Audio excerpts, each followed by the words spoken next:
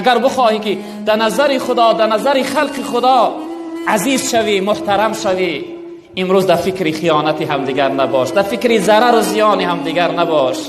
یگان انسان به چشم بد نگاه نکو برادر بزرگوار. هر کسی را اگر تو بد میبینی، این را انیق بدان که وی بنده الله رب العالمین است. این را انیق بدان که شخصیت را بدبینی داری که خیلی صاحب بزرگواری دارد الله رب العالمین، خیلی گناه بزرگ داری. اگر بتوانی دل به دست آر که حج اکبر است، از هزاران کعبه یک دل بهتر است. کعبه بنیادی خلیل آذر است، دل نظرگاهی جلیل اکبر است.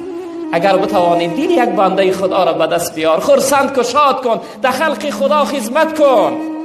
اگر از دست نمی آید ضرر و زیان نتی، بد نبین، آزار نتی، سخنی بد نگو، غیبت نداشته باش، منت نکن.